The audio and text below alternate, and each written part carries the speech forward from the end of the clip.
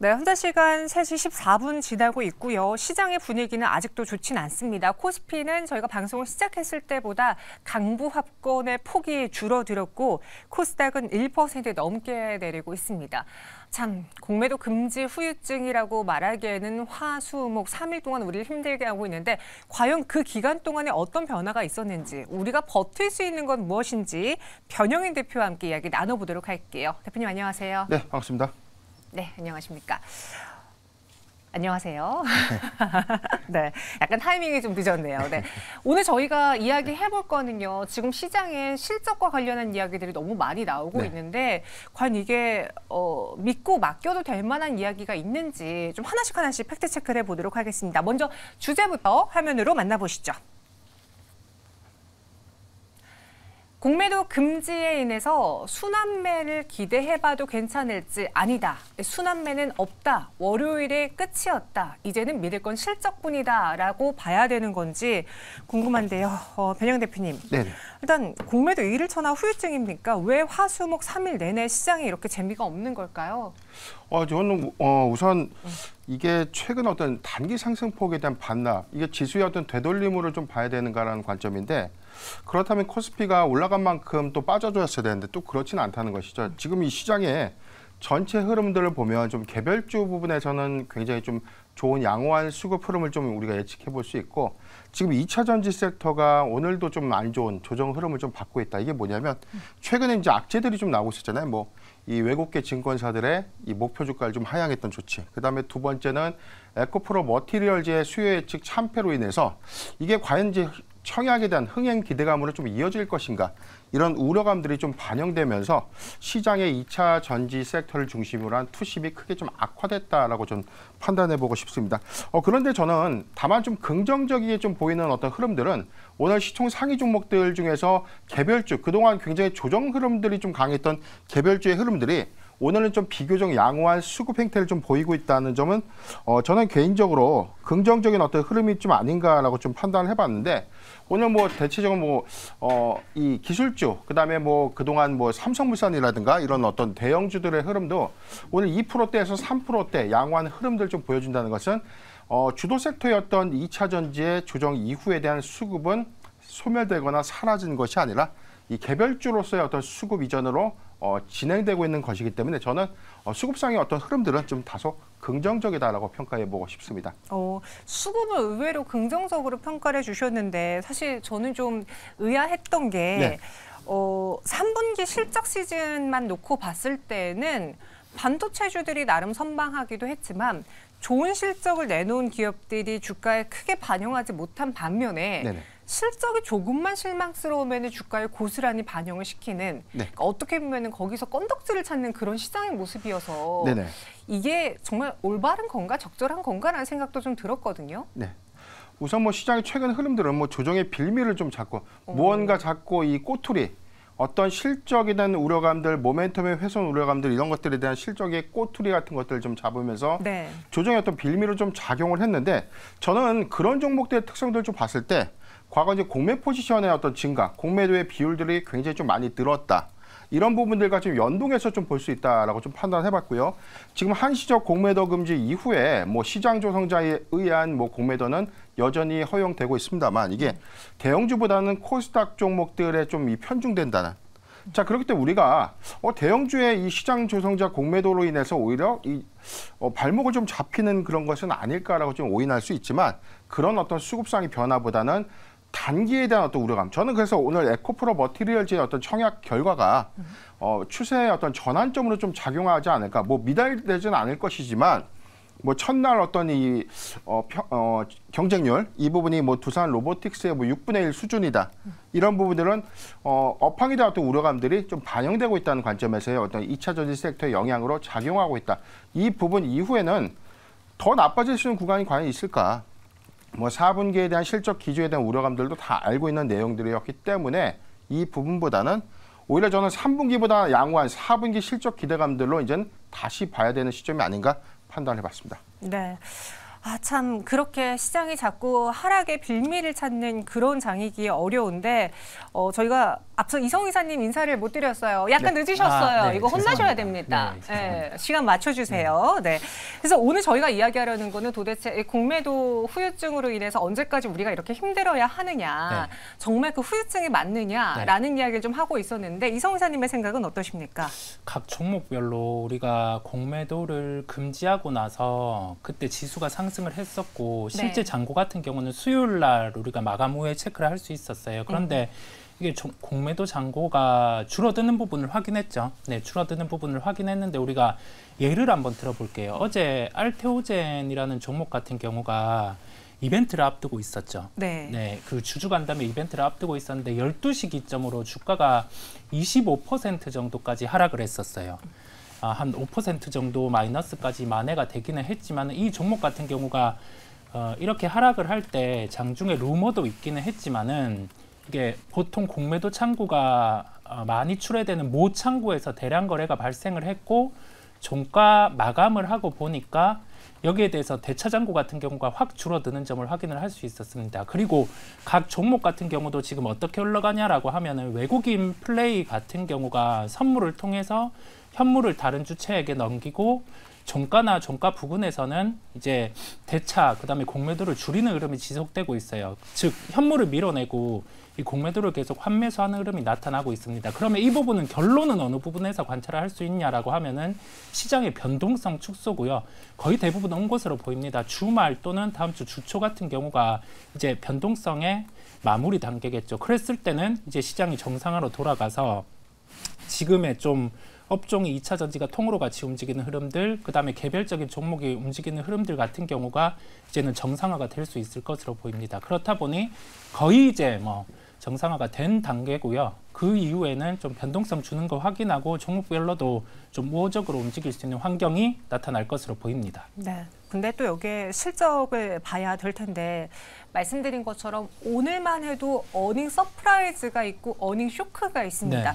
어닝 쇼크의 대표적인 기업으로 오늘 펄어비스와 파두가 거론되고 있고 파두의 경우에는 새내기 주긴 한데 이렇게까지 실망스러운 실적이 나올 줄이야 하면서 현재 하한가에 내려갔거든요. 이성 이사님, 이번 3분기 지금까지 실적을 봤을 때 좀 예상보다 실적이 좋았던 섹터, 반면에 우리에게 충격을 준 섹터 어떻게 구분해 볼 수 있을까요?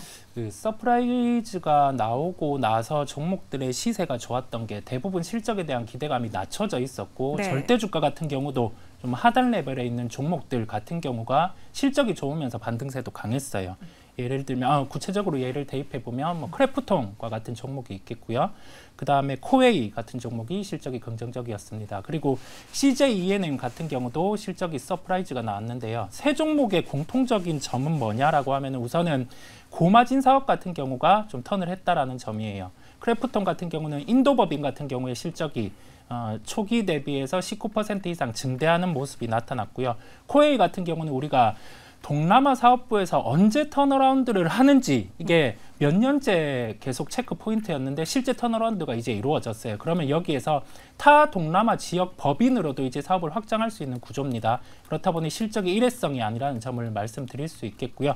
여기에 대해서 CJ 같은 경우도 흑자 전환이 이루어졌고 세부적인 내용을 봤을 때 컨텐츠 사업 같은 경우가 턴을 하면서 이 부분이 다음 분기까지 실적의 긍정 요인이 될 것으로 보입니다. 그렇다 보니 종목들이 주가 같은 경우가 여기에서 안 빠지고 한 단계 더 레벨업이 될 수 있음을 알 수 있겠습니다. 어닝 쇼크 같은 경우는 우리가 피팅 쪽 같은 경우가 태움 같은 경우는 실적이 좋았는데 성광밴드 같은 경우는 어닝 쇼크가 나왔습니다. 비용땅 같은 경우도 정가가 된 측면이 있겠지만은 여기에서 수주 잔고가 주는 흐름이 나타났거든요. 수주 잔고와 관련된 종목들은 잔고가 줄어들면 실적에 대해서도 좀 부정적인 영향이 있음을 알 수 있겠고요. 그다음에 파두 같은 경우는 우리가 상장이 될 때 실적에 대한 예상치 같은 경우에 드라마를 제시를 했는데 이게 쇼크가 나는 부분이었어요. 그리고 나서 컨퍼런스 콜 같은 경우가 구체적으로 아직 이루어지지는 않았지만은 이 실적 빠지는 부분 자체가 다음 분기까지도 연속될 수 있을 것으로 판단이 되면서 이게 기사화되면서 주가가 변동성이 커짐을 알 수 있었습니다. 마지막으로는 펄어비스입니다.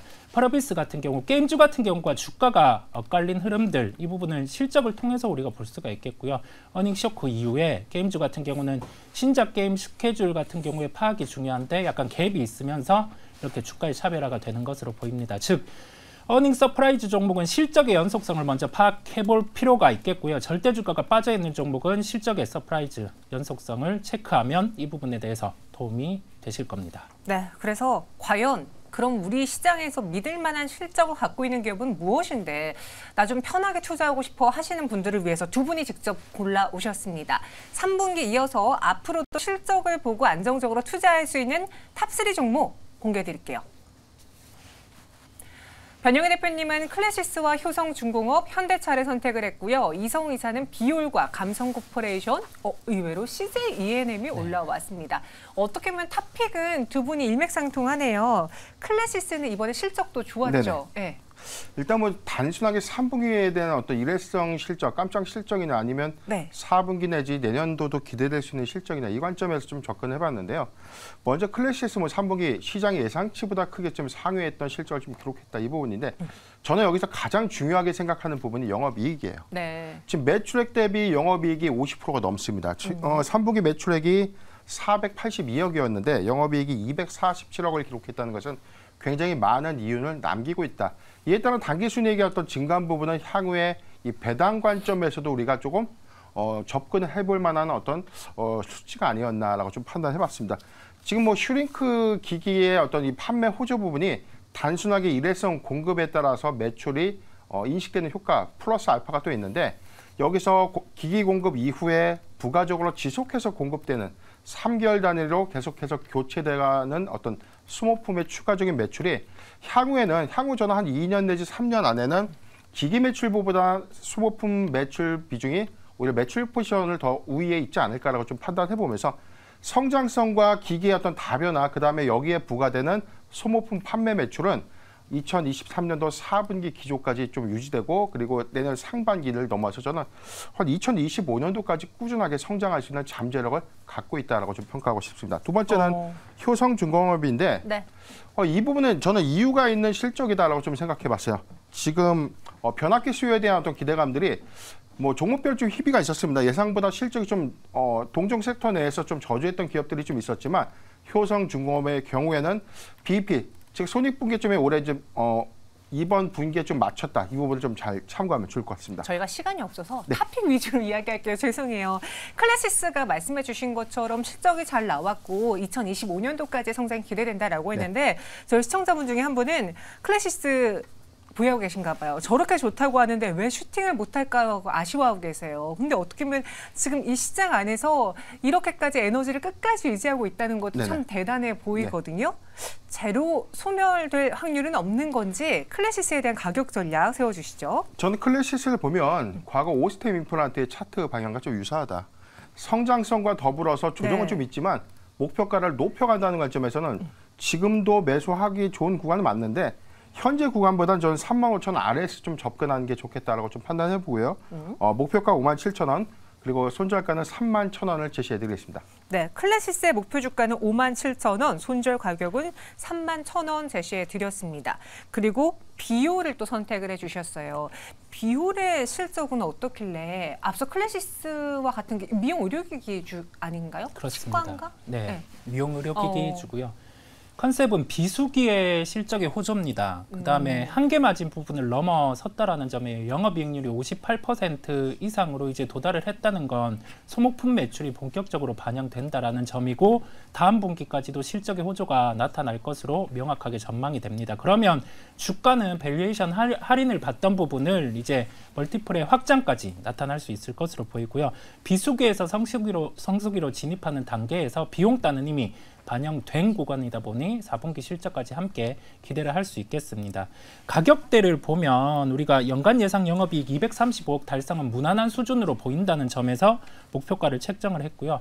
매수가는 7,570원 구간, 목표가는 8,900원, 손절가는 6,500원을 제시할 수 있겠습니다. 네, 비율 현재 동시효과 구간에서 5.73% 상승 마감 준비하고 있고요. 고속 성장이 지속될 것 같다라는 이야기인데 두 분 모두 다 실적으로 믿고 갈 만한 탑픽 종목은 미용 의료기기 주로 꼽아주셨습니다. 그리고 여기서 제가 CJ E&M이 있다고 좀 놀랐는데 네. 사실 어제 주가가 강하게 상승해서도 좀 놀랐기도 했지만 네. 실적단을 좀 체크해봐야 될 것 같거든요. 네. 정말 기대해도 괜찮겠습니까?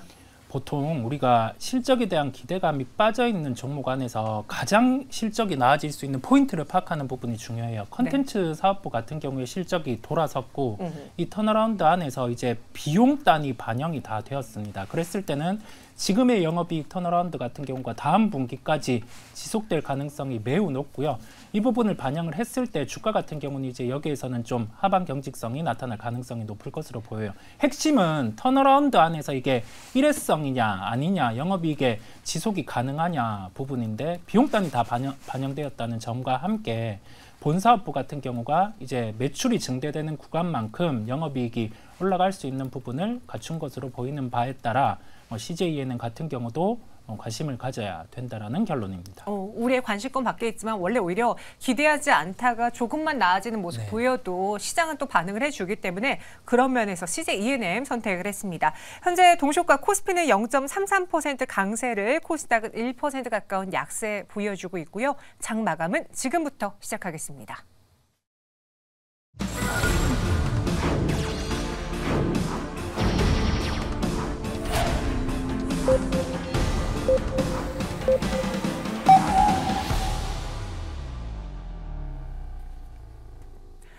네, 이렇게 11월 9일 목요일 우리 증시의 장을 마쳤습니다. 오늘도 어떻게 보면 상승하는 종목을 찾을 수는 있어요. 코스피 안에서도 상승 종목과 하락 종목의 개수가 엇비슷합니다. 그럼에도 우리가 체감상 돈을 벌기 힘들었다라고 하는 거는 너무 개별적인 이슈로 몇몇 종목들이 움직이지 하나의 종목군, 업종, 섹터 전반적으로 움직이는 걸 찾기가 어려웠기 때문입니다. 그래서 어떻게 보면은 급등하는 종목 중에서는 테마주들이 많이 눈에 띄는 하루였는데요. 그에 대한 이야기 좀 더 자세하게 지금부터 하나씩 풀어보도록 할게요. 먼저 오늘장 마감 상황 김예솔 아나운서 통해서 알아보겠습니다. 네, 11월 9일 목요일 클로징벨 플러스 마감 상황 전해드리겠습니다. 3분기 기업들의 실적 시즌이 막바지에 돌입을 하면서 늘어나는 기업들의 고민과 함께 국내 증시의 방향성도 휘청거리는 모습입니다. 코스피에서는 외국인이 오전장에 물량을 팔아내는 모습이었지만 오후 들어서는 외국인과 기관의 수급이 동시에 들어왔습니다. 코스피 시장은 전거래일 대비 0.3%대 강보합권에서 2,429포인트로 거래를 마쳤고요. 다만 코스닥 시장에서는 외국인과 기관의 동반 매도가 이어졌습니다. 1% 가까이 하락을 했는데요. 0.9%대 하락하면서 803선까지 가파르게 내려왔습니다. 코스피 시장에서 장중에 매수로 전환했던 외국인들은 오늘 어떤 종목들을 또 사들였는지 살펴보시죠. 네, 오늘 또 2차 전지를 외국인들은 많이 담아냈습니다. 에코프로가 1%대 빠졌는데요. 외국인들의 순매수 종목에 이름을 올리고요. 에코프로비엠과 LG에너지솔루션까지 주가는 약세를 보였지만 외국인들은 순매수하는 모습이었고요. 역시나 삼성전자가 외국인의 순매수로 주가 강한 흐름 이어갔습니다. 그리고 네이버 역시도 외국인과 기관의 순매수 이어지면서 오늘 소폭 상승하며 거래를 마쳤네요. 그럼 기관들의 담아낸 종목도 확인해 보시죠. 네, 역시나 외국인에 이어서 기관들도 삼성전자를 가장 많이 담아냈고요. 그리고 오늘 기아의 광주 공장이 사흘 만에 가동이 정상화가 됐습니다. 오늘 기관의 순매수 종목에 이름을 올립니다. 그리고 오늘도 급등 흐름을 보여줬던 위메이드도 오늘 8%대 강세를 보였는데요. 기관들의 수급이 들어왔습니다. 그리고 최근 6거래일 연속으로 상승하고 있는 기업이죠. 삼성물산, 외국인과 기관의 순매수 이어지면서 오늘도 4%대 강세 보였고요. 오늘도 3분기 실적을 발표한 기업이죠. 카카오 역대 최대 매출을 기록을 했는데요. 오늘 강한 흐름과 함께 기관의 순매수 종목에 이름을 올립니다. 그리고 어제 소개해드렸던 화장품 기업들 어제와는 또 다른 흐름을 오늘 이어갔습니다. 5거래일 연속으로 또 급등을 하면서 어제는 23% 급등세를 보여줬던 넥스트아이는 오늘 7%대 조정을 받는 모습이고요. SGM 생명과학도 오늘 7% 가까운 하락률을 보여줬습니다. 그리고 VT와 본느, 뷰티스킨까지 화장품 기업들 대체 전체적으로 약세 흐름을 이어갔습니다. 그리고 오늘 2차 전지주들은 좀 움직임이 나뉘는 모습이었는데요. 이 대형주들과는 다르게 소재 부품 기업들은 급등한 기업들도 있었습니다. CR홀딩스와 조선내화, 이 장중에 상한가로 직행을 한 기업인데요. 오늘 이 조선내화가 포스코와 대규모 공급 계약을 체결을 했습니다. 조선내화는 CR홀딩스를 분할해서 설립한 기업인데요. 오늘 두 기업 상한가로 직행을 했고요. 그리고 오늘 코스닥 시장에 상장한 기업이죠. 이 부품 기업 메가터치도 공모가 대비해서 16%의 강한 흐름을 이어갔습니다. 그리고 오늘 장중에 항공주가 또 강한 흐름을 이어갔는데요. 아시아나 IDT가 보합권 흐름을 보여주다가 장중에 18% 급등하며 오늘 거래를 마쳤고요. 그리고 대한항공의 일본 노선이 코로나 이전 수준을 회복했다는 소식이 있었습니다. 오늘 4% 강세, 그리고 이외의 항공주들 역시도 빨간 상승 흐름을 이어갔습니다. 그리고 오늘 장 마감 직전에 주가가 뛰어오른 기업도 있었는데요. 바로 파라텍입니다. 오늘 화재 테마주로 분류가 됐습니다. 오늘 윤석열 대통령이 소방의 날을 맞아서 소방 로봇 보급에 힘쓰겠다라고 밝혔는데요. 이와 함께 인공지능과 사물 인터넷을 융합해서 소방 로봇을 개발한 파라텍이 장중에 수혜주로 부각을 받았습니다. 16% 급등하며 오늘 거래를 마감했습니다. 오늘 시장 이렇게 정리해 보도록 하겠습니다. 이외에도 또 중요한 것들은 어떤 것들이 있었는지 클로징벨 플러스 계속해서 확인해 보시죠. 네, 오늘 하락 반전한 코스닥 1% 결국 하락으로 802.87포인트까지 내려왔습니다. 월요일에 보여줬던 그 강한 상승을 지금 화요일, 수요일, 목요일 다 나눠서 반납하고 있는 상황인데 변영현 대표님, 네네. 오늘 코스닥 시장 안에서 하락하는 종목의 개수가 1000개가 넘습니다. 그리고 저희가 화요일만 하더라도 코스닥에 급락하는 배경은 명확했어요. 네. 2차 전지주의 급락이었습니다. 물론 오늘도 2차 전지주들이 하락하긴 했지만 사실 급락 상위 종목의 2차 전지주보다는 제약바이오가 많았거든요. 그러니까 오늘의 하락은 2차 전지 때문이다라고 말할 수가 있는 겁니까? 오늘 소형주에서의 뭐 악재라고 하면 뭐 SMR 관련 이슈가 뭐 미국에서 차세대 원전 이슈가 뭐 무산됐다. 네. 이게 좀 전해지면서 원전 섹터가 좀 오늘 약세를 좀 보였고요. 그다음에 빈대 관련주 굉장히 최근에 어떤 이 단기 급등 흐름을 좀 보여줬는데 오늘은 차익 매물이 좀 상당히 좀 많이 출현되면서 좀 밀리는 흐름. 전체적으로는 지금 뭐 비만 치료제도 마찬가지고 단기적인 어떤 상승폭이 좀 컸던 종목들이 오늘 대체적으로 좀 차익 실현 흐름 때문에 코스닥 지수가 코스피에 비해서는 조금 더 조정 흐름이 좀 더 강하지 않았나라고 판단을 해봤습니다. 2차 전지 수급 부분이 전체적인 원인 하에서는 뭐 에코그룹주인데 에코프로 머티리얼즈의 어떤 청약이 오늘로서 이제 끝나게 된다면 오늘 청약률 공개 이후에 대한 2차 전지 업황에 관련된 이슈는 뭐 내일까지 좀 이어질 수 있는데 긍정적인 흐름으로 좀 작용할 것이냐 아니면 청약 참패 뭐 어떤 소식 때문에 내일 더 강하게 영향을 받을 수 있느냐 이 부분도 좀 주시를 해야 될 것 같습니다. 단기적으로 지금 이 개별 종목의 어떤 장세, 개별 강세 종목들의 오늘 차익 매물 이 부분이 코스닥의 어떤 하락을 좀 더 키웠다라고 판단해 봤습니다. 네, 그중에서 또 코스닥 시총 상위에 있는 펄어비스가 오늘 또 충격을 가져다 줬죠. 앞서 이제 어닝쇼크 종목으로 이야기를 하기도 했는데 네. 장중에 14%까지 급락을 하다가 다행히 밑골을 달고 시가보다는 높은 상태로 양봉 전환으로 마감을 했어요. 이 펄어비스의 실적 그리고 이번에 성적을 봤을 때 붉은 사막 출시 시간이 좀 더 필요하다라는 거잖아요. 그 네. 말은 이제 지연되긴 하지만 언젠간 할 모멘텀이라는 걸 봤을 때 네. 지금 보유자분들은 어떻게 대응하는 게 좋을까요? 우선은 게임주는 딱 주가의 핵심이 되는 게 신작 스케줄입니다. 네. 그러면 가깝게 펄어비스의 신작 스케줄을 보면 4분기에 EVIP 이 출시가 예정이 돼 있고요. 그다음에 붉은 사막 이 부분은 좀 지연이 됐죠. 그런 부분을 감안을 했을 때 주가 같은 경우는 4분기 신작이 어느 정도 포텐이 있을지를 봤을 때는 크지는 않습니다. 크지는 않다 보니까 한 45,000원대에서는 주가가 하방 경직성을 나타낼 수는 있는데 박스권 상단 수준인 한 52,000원대에서는 이 부분의 돌파는 좀 쉽지 않을 것으로 보여요. 왜냐하면 신작 스케줄 같은 경우에 핵심은 붉은 사막의 출시인데 이 부분과 관련해서 좀 명확한 스케줄이 아직 나오지 않았기 때문입니다. 그렇다 보니 좀 주가로는 박스권의 대응 정도만 대응을 하시는 게 효율적으로 보입니다. 현 구간에서는 박스권 안에서의 기술적으로 좀 대응 전략이 네. 필요한 펄어비스다. 크게 기대하는 건 지금 구간에서는 없다라고 이야기해 주셨고요. 반면에 호실적을 내놨음에도 불구하고 별로 주가의 반응이 크지 않은 카지노주가 있습니다. 오늘 GKL의 경우에는 일본 VIP 카지노에 웃었다라면서 3분기 영업이익이 전년 동기 대비 무려 200%나 증가했고요. 파라다이스 역시 3분기 영업이익 49%나 증가했습니다. 그러니까 일본발, 중국발 VIP들의 그 카지노액으로 인해서 실적이 좋아졌는데 왜 주가는 1.73% 상승 그리고 약부합 이렇게 반응하지 못한 겁니까?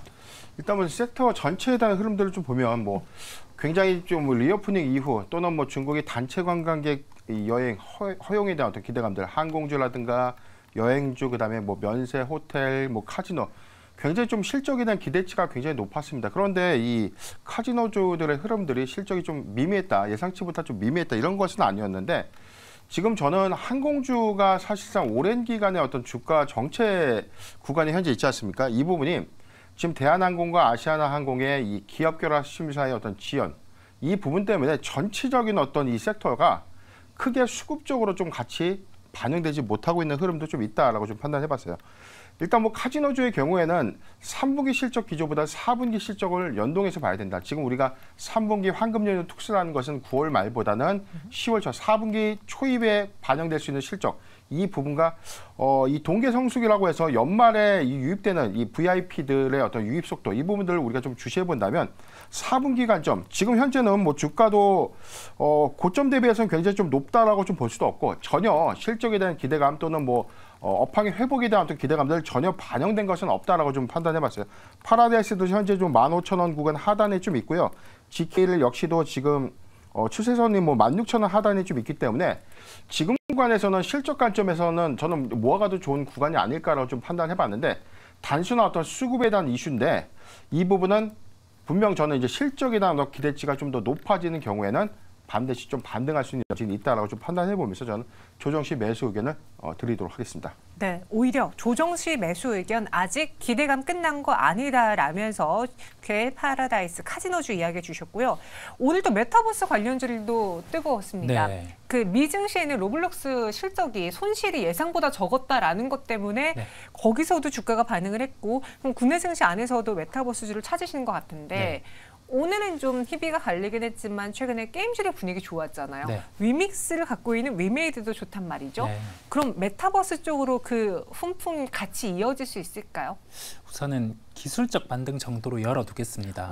네, 왜 이렇게 말씀을 드리냐고 하면은 네. 우리가 로블록스의 사업 구조를 놓고 봤을 때 직접적으로 우리나라에서 이 부분과 연계되는 뭐 플랫폼이라든지 구조를 갖춘 기업들은 없습니다. 그렇다 보니 기술적 반등 정도로 열어두고요. 다만 관심은 가져야 됩니다. 어떤 시점에 관심을 가져야 되냐라고 하면은 XR 기기 같은 경우가 출시에 대한 일정이 확정이 되었을 때 같은 경우는 기대감으로 소프트웨어 관련주들의 반응이 가능할 것으로 보여요. 그렇다 보니 주가가 빠져 있다고 해서 선제적으로 이 부분을 매수를 해서 홀딩을 하고 갖고 가기보다 하루에도 변동성이 한 10% 정도는 나오잖아요. 그렇다 보니까 한 매매 정도에 대입을 하고 구체적으로 주가 같은 경우가 방향은 상승을 할 수 있는데 속도가 붙을 수 있는 시점이죠. 이 부분은 이제 XR 기기의 출시 확정 그 부분이 나타난다라고 했을 때 그때 좀 공격적으로 접근을 하는 게 낫다라는 결론이겠습니다. 네, 기술적인 반등에 그칠 것 같다라고 이야기해 주셨고 그럼 오늘 같이 오른 비트코인 관련주들 역시도 기술적인 반등의 상승일까요? 아니면은 최근에 가상화폐 시장은 그 어느 때보다 좀 뜨거워진 상황이니까 이 가격 추이를 보면서 추세가 조금 더 이어질 수 있다고 보십니까? 지난번에도 저희가 한번 다뤘던 기억이 있는데 네. 지금 저는 이제 단기 테마성 이제 기대감이라는 건데 ETF 출시 기대감들은 지속될 것이다. 관련된 이슈가 지속해서 좀 부각되면 될수록 수급은 조금 단기간 반영될 수 있는 가능성이 크다라고 저는 판단해봤는데 이제 장기적 관점, 중기적 관점에서의 어떤 모멘텀은 우리가 과거에 사례가 좀 있었잖아요. 단순한 기대감 이후에 사업 성과나 이런 것들에 연동되는 흐름들은 없었다. 이 부분을 좀 유의하면 좀 좋을 것 같고요. 단기적인 기대감들은 출시 기대감들 하에서 좀 지속되지 않을까라고 좀 전망해 보겠습니다. 네, 그래서 오늘 위지트의 경우에는 24% 넘는 급등으로 마감을 했고 우리기술 투자의 경우에는 윗꼬리가 좀 길게 달리긴 했습니다. 6.71% 상승으로 마감을 했습니다. 오늘 정말 많은 분들이 힘듦을 토로하고 계세요. 네. 시장이 뭔가 저희가 월요일에 뷰를 제시해드리면 화요일에 바뀌고 화요일에 뷰를 제시해드리면 수요일에 바뀌고 참 연속성이 없는 시장이기 때문에 우리 투자자분들도 시청자분들도 보면서 참 답답하신 거 충분히 이해가 됩니다. 과연 우리가 현 구간에서 이렇게 오락가락하는 시장에서 어떤 기준을 잡아야 될지 앞서 우리가 소개해드렸던 실적만이 답인 건지 이야기해 주실까요? 실적 중심의 접근이 가장 편하고 정석적입니다. 네. 지금 시장의 변동성이 커져 있는 와중에서도 실적주 같은 경우는 제 방향을 찾아서 가고 있단 말이죠. 그러면 이 변동성이 줄어드는 시점 같은 경우에서 먼저 반응이 나왔던 실적주 같은 경우가 빠지느냐? 그렇지는 않습니다. 개별주 같은 경우에 강세가 연속될 것으로 보입니다. 왜냐하면 양도세 부분 같은 경우도 수정이 이루어졌기 때문이에요. 그렇다 보니 변동성이 이제는 대부분 줄어들었습니다. 오늘은 뭐 만기기도 했죠. 옵션, 그다음에 뭐 주식 선물 이런 만기가 이제 마무리가 됐다 보니 포지션이 선물 기준으로 12월물로 주식 선물은 넘어갔는데 대부분 이제 현물이랑 선물이 붙었어요. 그렇다고 하면은 변동성이 이제는 정상화가 돼서 줄어들 수 있습니다. 그 부분을 염두에 두시고 시장에 대해서는 좀 많은 두려움을 이제는 놓으시면 될 것 같아요. 10년물 국채 같은 경우가 다시금 위로 방향을 튼다라고 하면 변동성이 다시 커질 수 있겠지만은 그런 환경 같은 경우는 지금 나타나지 않고 있고 우리나라 시장 같은 경우도 이제 만기 이후에 변동성이 줄 수 있는 그러한 부분이 실제 나타날 것으로 보입니다. 그렇다고 하면은 실적주에 대한 관심은 지속적으로 가지고 지금처럼 빠져있는 종목들, 뭐 게임주라든지 뭐 이런 군들 같은 경우가 실적의 호전이 나타난 종목들이 한 단계 더 레벨업이 될 것으로 보입니다. 그 다음에 연말과 관련해서 이벤트들을 체크해 볼 필요가 있겠죠. 뭐 삼성의 뭐 AI 관련해서 이제 뭐 발표라든지 그러면 우리가 플랫폼과 관련된 부분들, AI 관련된 부분들의 종목들 같은 경우가 아마 빠져있는 종목들이 있을 거예요. 네. 그런 종목들을 찾아서 대입해서 플레이를 하시면 그래도 모멘텀에도 함께 반응할 수 있는 개별주 시장임을 강조를 드립니다. 네,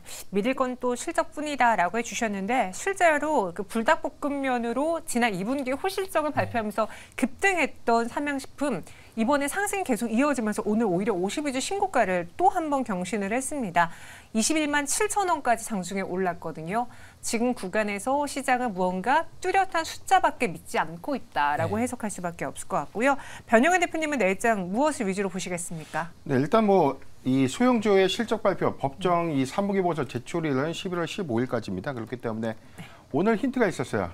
이 소형주의 어떤 이 어닝 쇼크 부분을 좀 유념해서 투자하자라고 좀 말씀드리고 싶고 자동차 부품주의 실적 추이 부분 그리고 2차 전지 섹터의 실적 추이 부분 이 부분도 좀 잘 참고하면 좋을 것 같고 화장품주라든지 뭐 소비주의 어떤 실적은 굉장히 좀 좋았다. 이 부분 하에서의 어떤 단기적인 어떤 반등 가능성 이 부분도 잘 참고하면 좋을 것 같습니다. 네, 알겠습니다. 두 분과 함께 오늘 시장 이야기해봤고요. 그 안에서 파도의 이 하한가 어떻게 대처해야 될지 오늘 시장 인기 검색 상위에 올랐던 종목들은 잠시 MB골드 정성일 매니저와 함께 다뤄드릴게요. 두 분 여기서 인사드리겠습니다. 고맙습니다.